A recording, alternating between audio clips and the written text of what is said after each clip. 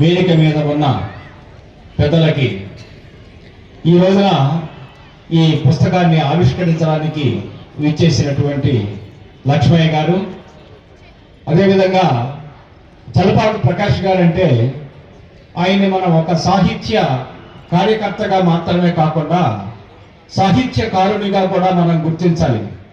ఆయన చూడటానికి చాలా సైజ్ తక్కువగా కనిపిస్తారు. అంటే వామనుడు లాగా కనిపించే ఆయనలో త్రివిక్రమ స్వభావం ఉన్నది. సాహిత్య కార్యకర్తగా, సాహిత్య రచయితగా, ఒక పత్రికా నిర్వాహకం రమ్యభారతి అనే త్రైమాసిక పత్రికని కరోనా సమయంలో కూడా వెలువరించినటువంటి ఘనత ఆయనకి ఉన్నది. ఆయన ఇప్పటికే దాదాపు 10-15 పుస్తకాలు రాశారు. ముఖ్యంగా ఈ విజయవాడకు సంబంధించిన సమాచారాన్ని విజయవాడ దర్శిని అనే పేరుతో రాశారు. అదంతా అలా పెట్టే కేంద్ర సాహిత్య అకాడమీ వారి ఫెలోషిప్ పొందినటువంటి ఘనత చలపాటి ప్రకాష్ గారికి ఉంది. సాధారణంగా అది అకాడమిక్ లైన్లో ఉన్న వాళ్ళకి మాత్రమే ఉంటుంది. ఏ యూనివర్సిటీల్లోనో కాలేజీల్లోనో పనిచేసేటువంటి వాళ్ళకి మాత్రమే ఆ అవకాశం ఉంటుంది. కానీ కేంద్ర ప్రభుత్వం వాళ్ళు ఏం చేశారంటే, విద్యారంగంలో కాకపోయినా ఆయన ఎంఏ తెలుగు చేశారు. అంటే ఒక మినిమం క్వాలిఫికేషన్ ఆయనకి ఉన్నది. దానికి సంబంధించిన ఒక ప్రాజెక్ట్ని ఆయన అప్లై చేసుకుంటే నానీలు అనేటువంటి ప్రాజెక్ట్ని ఆయన చేసి ఒక మంచి పుస్తకాన్ని రాశారు.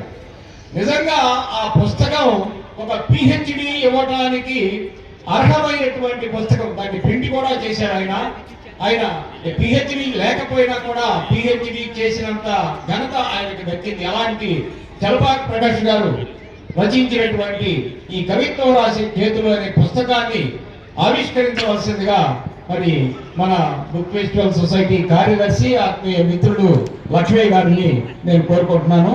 వారు పుస్తకాన్ని ఆవిష్కరిస్తారు.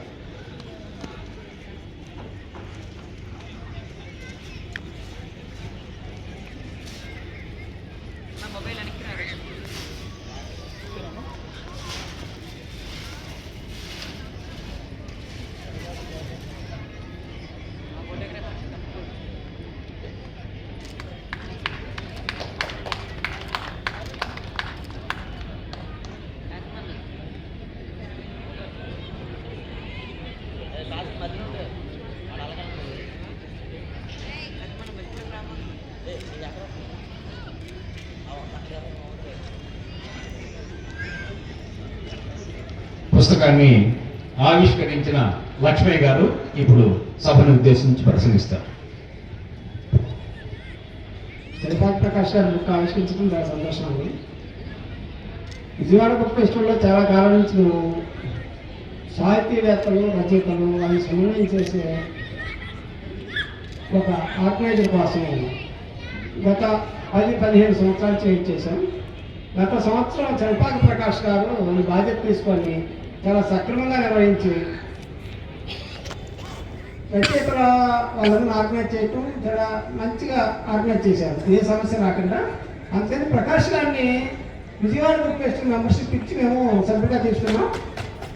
తర్వాత ఈ సంవత్సరం 4 స్టాల్స్ కేటాయించి రచయితల స్టాల్ నిర్వహించడానికి బాధ్యత అప్పగించాం. చాలా చక్కగా నిర్వహిస్తున్నాం.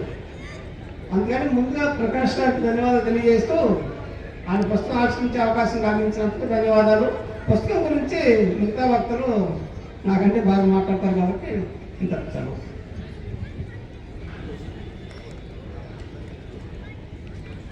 ధన్యవాదాలు.